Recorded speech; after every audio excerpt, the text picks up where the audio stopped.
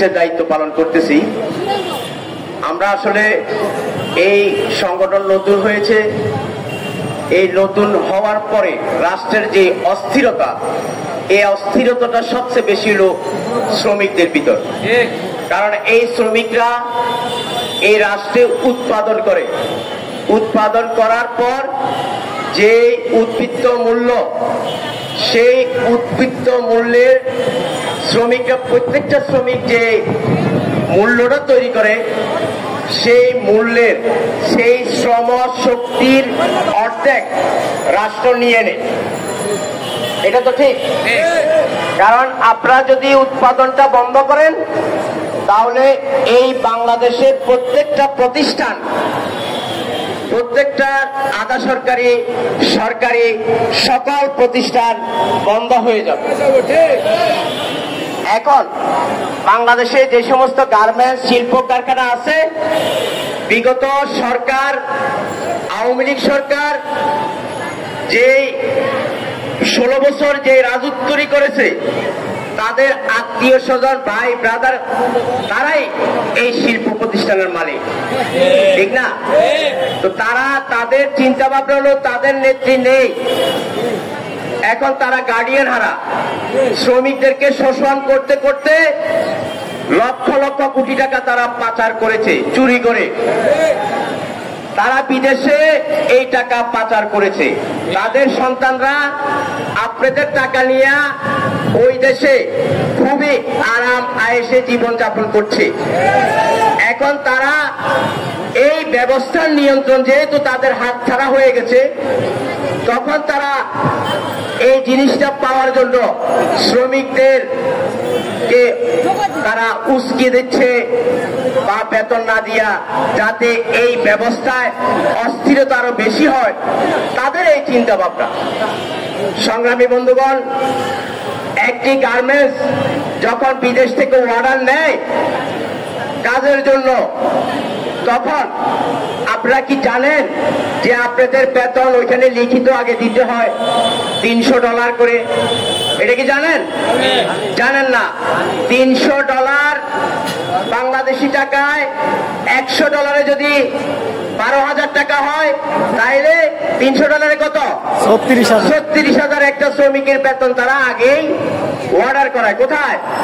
বিদেশি বায়ারদের কাছ থেকে তারা লিখিত দেয়, আমরা 36,000 টাকা এই গার্মেন্টস শ্রমিকদেরকে বেতন দিই। তারপরে যায় তারা অর্ডারটা দেয়।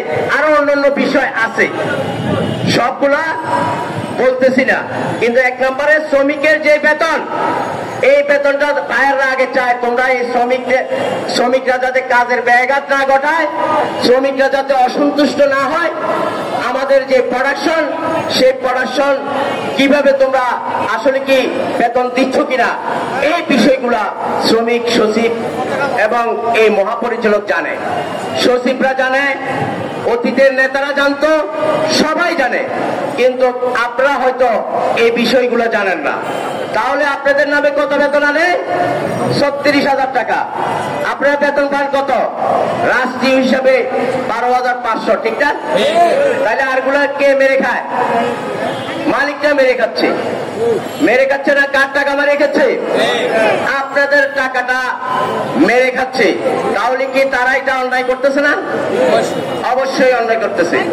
আর একটি শ্রমিক গার্মেন্টসের শ্রমদাব আর গ্রাম অঞ্চলে যদি মাটিও কাটে, সে প্রতিদিন সে কাজ করে উৎপন্ন মূল্য সহ সে 1500 টাকা, 1500 টাকা সে শ্রম দিয়ে এই রাষ্ট্রে উৎপন্ন মূল্য হিসেবে ধরলে তার শ্রমের মূল্যটা হলো 1500 টাকা। আপনি এখানে শ্রম দিচ্ছেন প্রতিদিন, তাহলে এই হিসাব করলে মাসে 45,000 টাকা, ঠিক আছে?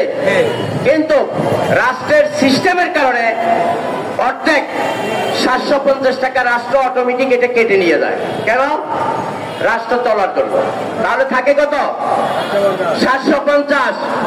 এই 750 থেকে আপনি যখন বাজারে যান, আপনি যে সমস্ত নিজে বেঁচে থাকার জন্য সকালে যখন কাজ করতে যাবেন, সেটা খাওয়ার জন্য যখন আপনি বাজারে গিয়ে কিনতে যাবেন, তখন বিভিন্ন পণ্যের মাধ্যমে আরো 350 থেকে 400 টাকা কেটে নেয়। এটা আপনারা জানেন না। তাহলে আপনি 750 থেকে 400 টাকা যদি কেটে নেয়, তাহলে থাকে কত? 350 টাকা। 350 হলে মাসে বেতন কত? 9,000 বা 10,000 টাকা। এই টাকাটা আপনারা পাচ্ছেন। তাহলে সুকৌশলে রাষ্ট্র এমন এক সিস্টেম করেছে, সেই সিস্টেমে আপনাদেরকে ধুকে ধুকে ধুকে ধুকে মারছে।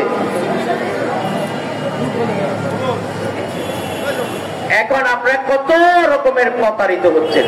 দুঃখের বিষয় না এটা? হ্যাঁ, এটা একমাত্র সিস্টেমের কারণে। তাহলে এই টাকা 10,000 টাকা আপনারা পাওয়ার জন্য সেটাও যদি তারা মেরে দেয়, তাহলে এই পৃথিবীতে বেঁচে থাকার কোনো দরকার আছে? দরকার তো নাই। এই টোটাল টাকার রাস্তাটা চলে সম্পূর্ণ আপনাদের শ্রমের উপরে। তাহলে 1971 যখন এই দেশ স্বাধীন হয়েছে, রাজনৈতিক দলদের, যে সমস্ত রাজনৈতিক দলেরা এই দেশে দায়িত্ব নিচ্ছে এই দেশের, তখন তারা কমিটমেন্ট দিয়েছে এই দেশে